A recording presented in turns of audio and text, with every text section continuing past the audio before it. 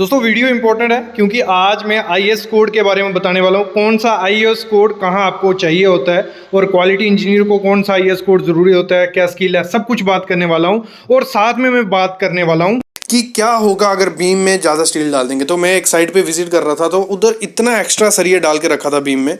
तो मैंने पूछा क्यों, तो बोलते कि कुछ नहीं होगा, मतलब ज़्यादा है तो सेफ ही रहेगा। तो ऐसा कुछ नहीं है, ये मिथ है।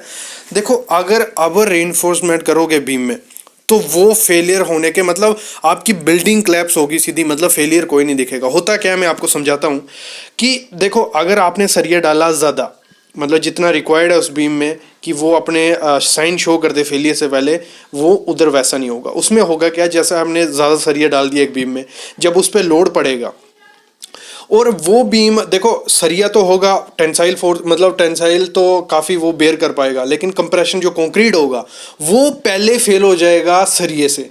तो होगा क्या, मतलब पहले अगर हम कम सरिया, मतलब जितना सरिया चाहिए बीम में उतना डाला है, तो जब उस पर मैक्सिमम लोड पड़ेगा, जितना लोड वो बेयर कर सकता है उससे ज़्यादा पड़ेगा, तो वो नीचे बेंड हो जाएगा, नीचे क्रैक दिखना स्टार्ट हो जाएंगे, नीचे थोड़ा थोड़ा कंक्रीट निकलना स्टार्ट हो जाएगा। तो फिर उसके बाद हमें पता चल जाएगा कि वो फेल होने वाला है, तो हमें वो बिल्डिंग खाली कर देनी है या घर खाली कर देना है। लेकिन जब अगर बीम अवर रेनफोर्स्ड हो तो उसमें क्या होता है, तो वो कुछ साइन शो नहीं करेगा। पहले सीधा क्या होगा, वो स्ट्रक्चर जो होगा, बीम होगा, कॉलम होगा, स्लैब होगा, वो सीधी कोलैप्स कर जाएगी। उसमें कोई साइन नहीं दिखेगा, क्रैक नहीं दिखेगा, थोड़ी डिफ्लेक्शन नहीं दिखेगी, कुछ नहीं दिखेगा, सीधा कोलैप्स कर जाता है।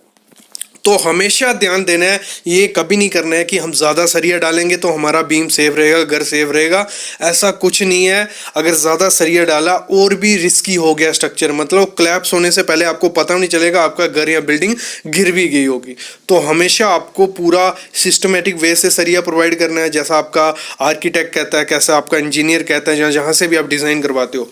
बाकी अगर मैं बताऊँ, अगर थंब रूल के हिसाब से हम कैसे निकालते हैं कि स्लैब में कितना सरिया लगेगा, बीम में, कॉलम में, तो वो मैं आपको बताता हूँ थोड़ा। चलो मैं थ्योरेटिकल पार्ट में आपको समझाता हूँ कि कितना मिनिमम सरिया हमें डालना ही डालना होता है। चलो ये तो क्लियर हो गया होगा कि क्या होगा अगर बीम में स्टील ज्यादा डाल देंगे। तो उससे हमें पता चल गया कि डायरेक्ट फेलियर हो जाएगा, कुछ पता नहीं चलेगा, आपका स्ट्रक्चर फेल। तो इस अभी आपको ये अच्छा लगा होगा तो चैनल को सब्सक्राइब कर लो। अभी स्टार्ट करते हैं हम कि जो हमारा मिनिमम सरिया कितना डालना है। चलो एक कॉलम की हम एग्जांपल लेते हैं। एक कॉलम है हमारा, जो स्टैंडर्ड हाइट होती है 3 मीटर उसकी हाइट है, और 12 इंच बाय 12 इंच का, जहां 300 mm बाय 300 mm का हमारा कॉलम है। क्लियर। तो इसको अभी मैं पेन चेंज कर लेता हूँ। 300 बाय 300 का कॉलम है, तो इसकी हम पहले क्वांटिटी निकाल लेंगे। 3 मीटर हाइट, इसको कन्वर्ट कर लिया मीटर में, 0.300 तो वो आ गया 0.27 m³ हमारा कॉलम का कंक्रीट आ गया, कंक्रीट वॉल्यूम मिल गया। अभी क्या करना है, थंब रूल हमें क्या कहता है, ये थंब रूल बना कैसे, कहां से आया। देखो पुरानी, ये जो मैं बताऊंगा ये रेजिडेंशियल है, कोई कमर्शियल बिल्डिंग नहीं है। कमर्शियल पे डिपेंड होता है कितना लोड आने वाला, क्या है क्या। ये रेजिडेंशियल बिल्डिंग है, इसमें एक्सेप्टेबल होते हैं थंब रूल। तो ये थंब रूल बना कैसे, पुरानी जो कंस्ट्रक्शन हुई है, 10-15 घर बने, उनमें जो कॉलम प्रोवाइड किया, उसमें सरिया प्रोवाइड किया, उस बेसिस पे ये थंब रूल बना हुआ है। तो एक एम क्यूब में हमारा जाता है 160 kg। कितना, एक एम क्यूब में 160 हो गया। तो हमारा जो वॉल्यूम आया था कि कॉलम कितने है, उसका आ गया 0.27। तो इसको मल्टीप्लाई कर देंगे 160 से, तो हमारा आ गया एक कॉलम में हमारा 43 kg जा रहा है, मतलब कोई अप्रॉक्स 44 kg रख लो आप। तो ऐसे अगर हमारे 10 कॉलम हो गए तो इसको हम मल्टीप्लाई कर देंगे, हमारा कॉलम का सरिया निकल आएगा कि हमारा, मतलब एक रफ एस्टिमेट हो जाएगा कि कॉलम में इतना सरिया लगेगा आपका। अगर आप 12 mm का यूज कर रहे हो या 16 mm का, तो आपको 16 mm का इतना टन सरिया चाहिए। क्लियर, ये हो गया। फिर आगे बढ़ते हैं हम। अगर हम स्लैब की बात करें, हमारी ये 1000 स्क्वायर फीट की स्लैब, जितनी भी स्लैब आपकी, कोई दिक्कत नहीं, तो 6 इंच उसकी हम बढ़ाई रखने वाले हैं, तो उसको हम फीट में कन्वर्ट कर लेते हैं। इसको डिवाइड कर देंगे 12 से, तो आ गया हमारा 0.5 फीट, तो 5 फीट हो गया। तो 1000 स्क्वायर फीट है हमारी, इंटू 0.5, वो हो गया हमारा 500 cubic feet. Clear, 500 cubic feet हो गया। अभी इसको हम कन्वर्ट कर लेते हैं एम क्यूब में। क्योंकि हमारा जो थंब रूल है वो क्यूबिक मीटर में है, तो इसको कन्वर्ट करने के लिए हमें क्या करना है, डिवाइड कर देना है 35.31.5 से। ये स्टैंडर्ड वैल्यू है क्यूबिक फीट को क्यूबिक मीटर में कन्वर्ट करने के लिए। इसको डिवाइड करेंगे, हमारा आ गया 14.1 एम क्यूब। क्लियर हो गया, 14.1 एम क्यूब आ गया हमारा। हमारा थंब रूल क्या कहता है, 1 एम क्यूब में 80 केजी सरिया लगता है। 1 एम क्यूब में 80 केजी किसमें, स्लैब में। तो हमारा हो गया 14.1 एम क्यूब आया था इंटू 80 कर देंगे, हमारा आ गया 1.12 मीट्रिक टन हमारा सरिया लग रहा है। कितना, 1.12 मीट्रिक टन सरिया हमारा इस स्लैब में लगेगा। तो इससे हमारा रफ एस्टिमेट हो जाएगा कि अगर हमें स्लैब कोई कास्ट करनी है तो सरिया, देखो क्या होता है, सरिया मंगवाने को बोलते हैं मिस्त्री या कॉन्ट्रैक्टर। अगर आप खुद पे डेली बेसिस पे घर बना रहे हो तो आपको इससे आइडिया हो जाएगा कि हमारा 10 mm का मेन बार डाल रहा हूं मैं, 8 mm का डिस्ट्रीब्यूशन बार। तो अप्रॉक्स आप अंदाजा लगा सकते हो कि 1.5 टन में मंगवा लेता हूं, बाकी तो यूज होता रहेगा। 1.5 टन आपको अंदाजा इससे मिल जाएगा कि आपका इसमें लग जाएगा। फिर मैं बढ़ता हूं आगे। अगर हम एक बीम है जिसकी लेंथ रखी है 3 मीटर, 200 बाई 200 का हमारा वो उसकी विड्थ और डेप्थ है। क्लियर, तो हमारा हो गया 3 इंटू 2.2, ये हो गया हमारा 0.12 एम क्यूब। मतलब इसका वॉल्यूम हमारा निकल गया। वॉल्यूम जब हमें मिल गया तो हमारा थंब रूल कहता है कि अगर कोई भी बीम है तो 1 एम क्यूब में 120 केजी हमारा उसमें स्टील लगता है। तो हमारा टोटल कितना हो गया, 0.12 इंटू 101 करेंगे 120, तो हमारा आ गया 15 केजी हमारा एक बीम में उसमें सरिया लग रहा है, 15 केजी। तो ऐसे अगर 5-6 बीम है तो हम मल्टीप्लाई कर देंगे 15 इंटू 6, तो हमारा रफ एस्टिमेट आ जाएगा कि हमारा इतना केजी इसमें सरिया लगने वाला है। तो यही थंब रूल हेल्प करेंगे आपको अगर आपको रफली एस्टिमेट करना है कि आपको कितना सरिया मंगवाना है। क्योंकि कोई भी घर बनाते हैं हम तो पहले हमें अगर आर्किटेक्ट से इंजीनियर से बना रहे हैं तो रफली हमें निकालना पड़ता है कि इतना सरिया हमें चाहिए। तो आप इससे रफली आइडिया लगा सकते हो कि आपको कितना सरिया लगने वाला है इस थंब रूल से। मतलब स्लैब के लिए हमारे 1 एम क्यूब का 160 केजी, उसके लिए सॉरी कॉलम के लिए, और स्लैब के लिए हमारा 1 एम क्यूब के लिए 80 केजी, और जो हमारा बीम है उसके लिए 15 केजी। कि सर आईएस कोड बताइए कौन कौन से इंपॉर्टेंट होते हैं। और आज मैं जो आईएस कोड बताने वाला हूँ जो हमारी कंस्ट्रक्शन में टोटली यूज़ होते हैं वो आईएस कोड हैं, टेस्ट वगैरह हैं। एक क्वालिटी इंजीनियर को कौन कौन से आईएस कोड ज़रूरत है, हमारा एंटी टेरमाइट जो होता है टेस्ट हमारा एटीटी, तो उसके लिए हमारा आईएस कोड कौन सा होता है, आईएस 6313 पार्ट 2 2001 वो यूज़ होगा। उसमें पूरा प्रोसीजर होगा कैसे हम एटीटी करते हैं, क्या है एटीटी, और सब चीज़ें उस कोड में लिखी होंगी। ये नोट करके रखो और ये आप गूगल पे भी सर्च कर सकते हो। जब भी आपको आईएस कोड की ज़रूरत पड़ेगी ये नोट आपके पास पड़ा होगा, या वीडियो डाउनलोड या सेव करके रख दो तो आपको आइडिया लग जाएगा कौन सा कोड कब ज़रूरत पड़ेगी।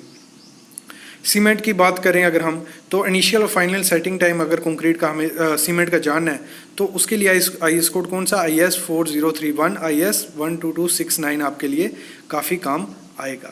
नेक्स्ट अगर फाइनेंस टेस्ट जो करना है वो आईएस कोड कौन सा काम आएगा, IS 4031 पार्ट 1 और पार्ट 2 IS 11269। ये वीडियो पॉज करके भी आप देख सकते हो, मैं बोलते जा रहा हूँ। जो हमारा कंसिस्टेंसी टेस्ट होता है, साउंडनेस टेस्ट है, कंप्रेसिव स्ट्रेंथ जो 3 दिन पे, 7 दिन पे और 28 दिन पे हम करते हैं, तो उसके लिए आईएस कोड भी मेंशन है IS 4031 S 11269। केमिकल टेस्ट के लिए भी ये, केमिकल टेस्ट के लिए IS 4032 1986 यूज़ किया जाता है। फिर जो हमारा एग्रीगेट है उसमें हमारा फाइन एग्रीगेट और सिल्ट होती है, तो सिल्ट कंटेंट जानने के लिए हम कौन सा आईएस कोड यूज़ करते हैं, AS 2386/IS 383। ये देखो ये आईएस कोड में बेसिकली आपको बता रहा क्यों, देखो अगर ये लिस्ट आपके पास होती है, अगर आपको कोई भी नीड पड़ती है साइट पे कि हमें सिल्ट टेस्ट करना है, सीव एनालिसिस करनी है, वाटर ऑब्जर्वेशन टेस्ट करना है, लूस्ड डेंसिटी निकालनी है, specific gravity, coarse aggregate, sieve analysis, grading करनी है, कुछ भी आपको करना रहेगा, बस आपको क्या करना है, ये लिस्ट देखनी है और इसमें लिखा है कि IS 2386/IS 383 हमें चाहिए सीव एनालिसिस के लिए। तो आप जल्दी से गूगल पे सर्च कर सकते हो, पूरा कोड आपके सामने आ जाएगा, उससे आप बेसिक पॉइंट भी पढ़ सकते हो, प्रोसीजर देख सकते हो। तो इसीलिए ये मैं IS कोड आपको बताते जा रहा हूँ। अभी हम आगे बढ़ते हैं। ब्रिक के लिए कौन सा चाहिए होता है, अगर हमें डायमेंशन वगैरह देखनी है, ब्रिक की डायमेंशन, स्टैंडर्ड साइज और ब्रिक का बेसिक डिटेल जाननी है, तो IS 3495 IS 1077 आईएस कोड उसके लिए ज़रूरत होगा। और वाटर ऑब्जर्वेशन अब अगर हम चेक करनी है कि 15% सही है, 20% सही है या 10% सही है, तो उसके लिए IS 3495 एक अच्छा आईएस कोड है, उसकी हेल्प से आप पता कर पाओगे। और अगर हमें ब्रिक की कंप्रेसिव स्ट्रेंथ जाननी होती है कि कैसे प्रोसीजर होता है, कैसे हम निकालते हैं ब्रिक की कितनी कंप्रेसिव स्ट्रेंथ होगी, तो उसके लिए जो आईएस कोड होता है IS 3495 उसके लिए भी काम आता है। और जो ब्रिक में फ्लोरेसेंस क्या होती है, क्यों आती है, क्या उसको टेस्ट क्या होता है और वो सेफ़ है नहीं है, वो भी आईएस कोड पे आपको पूरा आइडिया मिल जाएगा। आईएस कोड फुल डिटेल दे देता है आपको किसी भी चीज़ की, किसी भी मटेरियल की स्पेसिफिकेशन के साथ। तो उसके लिए आपको कौन सा आईएस कोड यूज़ पड़ेगा, IS 3495। इसको आप नोट करके रख लो कि ब्रिक के लिए हमें कौन कौन सा आईएस कोड चाहिए होता है। अभी हम बढ़ते हैं अगला अपना वाटर की तरफ। तो वाटर में हमें क्या क्या चेक करना होता है जो हम कंस्ट्रक्शन वाटर यूज़ करते हैं। केमिकल टेस्ट में उसका पीएच वैल्यू हमें पता होनी चाहिए, क्लोराइड्स उसके पता होना चाहिए, ऑर्गेनिक मैटर कितना है, इनऑर्गेनिक मैटर, सल्फेट। और इसके लिए आईएस कोड कौन सा अच्छा है, IS 456, IS 3025। इसमें फुल डिटेल आपको मिल जाएगी कैसे उसका प्रोसीजर रहता है और क्या क्या पीएच वैल्यू अच्छी होती है, बेसिक अच्छा है या एसिडिक वाटर कंस्ट्रक्शन के लिए अच्छा है। अगला जो चीज़ है वो एडमिक्सचर्स के लिए है। अगर आप accelerating, retarding, water reducing and air entraining admixture use करते हो, उसकी फिजिकल और केमिकल रिक्वायरमेंट, तो उसके लिए आईएस कोड IS 9103। आपको सिर्फ क्या टाइप करना है, IS 9103, तो आपको एडमिक्सचर का पूरा आईएस कोड आ जाएगा, उसमें फुल डिटेल आपको मिल जाएगी। फिर अगर हम वाटर प्रूफिंग के जो एडमिक्सचर्स होते हैं उसके लिए क्या कौन सा अच्छा है और क्या रिक्वायरमेंट है, तो उसके लिए हम क्या करना है, IS 2645 हमें यूज़ करना है, उसकी हेल्प से हम निकाल लेंगे। अगला कंक्रीट आता है। अगर हमें कंक्रीट के मिक्स डिज़ाइन चाहिए तो उसके लिए IS 10262 हमें ज़रूरत पड़ेगी, उनकी हेल्प से हम निकाल सकते हैं। तो सिर्फ आपको सर्च करना रहेगा। अगला है फ्रेश कंक्रीट है अगर, तो अगर वर्केबिलिटी और स्लम टेस्ट है वो अगर हमें देखना हो, उसका प्रोसीजर देखना हो क्या होता है, कैसे करते हैं, तो IS 1199 पे आपको वो मिल जाएगा। फिर कंक्रीट की क्यूब स्ट्रेंथ का अगर जानना है उसका प्रोसीजर, तो IS 456, IS 1516 पे आपको मिल जाएगा। और इधर इसके साथ ही आपको लिखा भी है, अगर 5 MQ तक कंक्रीट होता है तो एक सेट हमें भरना होता है। एक सेट में कितने होते हैं, 6 क्यूब होते हैं जो 7 दिन पे और 28 दिन पे यूज़ किए जाते हैं। ऐसे 9 भी होते हैं 7, 14 और 28 दिन पे किए जाते हैं। ये भी आपको आईएस कोड में मिल ही जाएगा। 6 से 15 MQ कंक्रीट होता है तो 2 सेट, 15 से 30 3 सेट, 30 से 50 4 सेट, और 50 से जैसे जैसे ऊपर होता जाएगा हर 50 पे हमें एक सेट उसमें इंक्लूड करते जाना होता है। और इसको आप अच्छे से कहाँ पढ़ सकते हो, IS 456 जो है, IS 456, IS 516, तो इस पे आप इजीली अच्छे से पढ़ के ग्रो कर सकते हो। अगली जो चीज़ है, अगली मैं आपको बता देता हूँ। अगला है स्टील के बारे में। तो माइल्ड स्टील, अगर स्टील FE 415 या 500 यूज़ कर रहे हो तो आपको अप्रूवल लेना पड़ेगा। उसका MTC जो होता है, मटेरियल टेस्टिंग सर्टिफिकेट, वो आपको या तो टेस्ट करवाना पड़ेगा। इस पर जल्द में वीडियो लाने वाला हूँ कौन कौन सा टेस्ट होता है। जहाँ तो आपको NTC कंपनी से लेना पड़ेगी या खुद टेस्ट करवा के आपको क्लाइंट को दिखाना पड़ेगा। फिर फिजिकल टेस्ट के लिए आपको कौन सा IS कोड होता है, IS 1608, IS 1786, और केमिकल टेस्ट के लिए IS 1786। और इसका मैं बताऊंगा कहाँ से आपके फ्री IS कोड मिल जाएंगे, बस वीडियो के साथ बने रहो। स्टील अगर हम स्ट्रक्चर पर्पस के लिए यूज़ करते हैं तो IS 2062 हमारे लिए काम आएगा। फिर हम प्लास्टिंग की बात करें तो मिक्सिंग प्रोपोर्शन अगर हमें देखनी हो कितनी रेशो का किसके लिए यूज़ होता है, 1:8, 1:4, 1:2 किसके लिए यूज़ होता है, वो IS 2250/198 में मेंशन किया हुआ है, ये आप उसमें देख सकते हो। फिर आगे हम बात करते हैं वाटर प्रूफिंग की। तो इसमें जो आपको IS कोड यूज़ पड़ेगा IS 2720 पार्ट 29, इसमें पूरा प्रोसीजर फुल सब कुछ उसमें डिटेल आपको मिल जाएगा। अगली जो बात करें mosaic tile, टेराजो tile, vitrified, glazed और सिरेमिक टाइल, इनके लिए क्या इसकी स्ट्रेंथ कितनी होनी चाहिए, इसकी वाटर ऑब्जॉर्प्शन कितनी होनी चाहिए, तो इसके लिए जो कोड होता है स्ट्रेंथ टेस्ट के लिए वो IS 1237 as per tender specification, ये लिखा हुआ है क्लाइंट ने कि जो टेंडर पे लिया था वैसी आपकी होनी चाहिए। और वाटर अब्सॉर्प्शन जो रहेगा उसके लिए कोड होता है IS 1237। और इसमें देखो आपने सामने इसके लिखा भी है कि आपको 12 टाइल, अगर 3000 टाइल आती है तो 12 टाइल का आपको टेस्ट करा के देखना पड़ेगा उसका स्ट्रेंथ, और 6 टाइल का वाटर अब्जॉर्प्शन और एवरेशन टेस्ट आपको देखना पड़ेगा। और एवरेशन टेस्ट के लिए IS कोड कौन सा अच्छा है, IS 1237, ये इसकी हेल्प से आपको पता चल जाएगा। और 3000 टाइल में से 6 टाइल आपको टेस्ट करवानी पड़ेंगी, एवरेशन टेस्ट। किसी भी क्लाइंट का अगर काम करवा रहे हो तो ये टेस्ट के लिए आपको वो बोल सकता है। फिर आगे हम बात करें UPVC पाइप के लिए भी आप सामने देख रहे हो, सिलिकॉन सीलेंट के लिए देख रहे हो, वुडन वर्क के लिए देख रहे हो, एपॉक्सी के लिए देख रहे हो, सबके लिए यहाँ IS कोड हमने मेंशन कर दी है। कौन सा IS कोड किसके लिए चाहिए होता है ये इस वीडियो के बाद आपको पता चल गया होगा। आप इसको नोट करके रख लो, वीडियो पॉज करो या वीडियो डाउनलोड करके रख लो और नोट कर लो।